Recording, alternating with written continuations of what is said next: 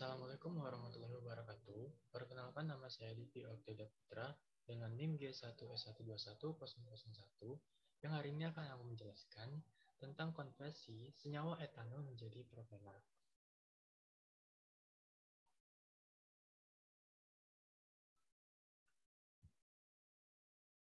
Pada skema ini terdapat dua jalur. Yang jalur pertama adalah ide skema berasal dari proses hidrogenasi, hidrasi, dan dehidrasi. Pada tahap 1, etanol atau C2H5OH mengalami dihidrogenasikan menjadi CH3CH2OCH2OH atau dietil eter. Pada tahap kedua, dikonversikan atau disederhanakan, reaksi ikatan rangkap C direaksikan dengan C2H5OH. Terjadi proses dehidrasi alkohol, yaitu proses pelepasan H2O dari OH untuk menjadi alkena reaktan. Di tahap 3, senyawa tersebut mengalami proses pada ikatan rangkap 2 atau gugus alkena yang direaksikan dengan etanol dengan C2H5OH untuk menjadi turunan yang lebih sederhana, yaitu reaksi alkena reaktan. Pada tahap keempat, terbentuklah hasil reaksi dehidrasi etanol tadi menjadi alkena reaktan simplex, yaitu C4H8 atau 1-butena. Di tahap kelima, hasil akhir dari jalur satu ini, gugus alkil senyawa dikonversikan menjadi senyawa paling sederhana, yakni C3H6 atau disebut juga dengan propena. Berikut adalah skema jalur 1, konversi etanol menjadi propena.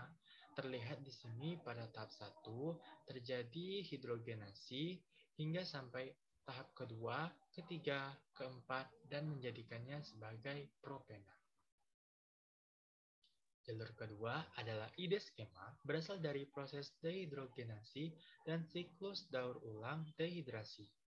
Pada tahap ke-6 adalah tahap lanjutan pembentukan C3H6 atau propena tadi menjadi CH3CO atau metil karbonil yang merupakan aldehid sederhana yang satu kelompok dengan gugus karbonil. Tahap ketujuh adalah tahap yang mengalami penurunan CH3CO atau metil karbonil menjadi senyawa metil asetat atau CH3CH2COOCH3 yang merupakan golongan ester dan keton. Pada tahap ke-8 adalah tahap di mana senyawa metil asetat atau CH3CH2COOCH3 ini mengalami siklus penyederhanaan sebanyak dua fase. Fase pertama, kembali terjadinya tahap EQ2 yang menghidrasi reaksi gugus alkena ikatan rangkap 2 dengan C2H5OH seperti digambar untuk melepas H2O dari OH hingga tahap ketiga, keempat, dan kelima yang menjadi hasil dari propena C3H6. Sedangkan pada fase kedua terjadi daur ulang siklus kembali menjadi senyawa asam asetat atau CH3COOH yang merupakan senyawa golongan asam alkanoat seperti yang terlampir di skema gambar tersebut. Pada tahap ke-9 adalah tahap terjadi perubahan daur struktur dari asam asetat dikonversi kembali menjadi metil asetat atau CH3CH2COOCH3 di EQ7 ke tahap 8 dan begitu seterusnya daur siklus konversinya. Pada tahap ke-10 adalah tahap akhir jalur 2 yang mana dari senyawa asam asetat EQ tahap 9 kembali berubah ke bentuk gugus sederhana pada turunan alkena sederhana menjadi C3H6 atau propena kembali sebagai hasil sederhana dari etanol, atau bisa lebih spesifik meneruskan ke pengulangan tahap ke-6 hingga kembali ke hasil akhir.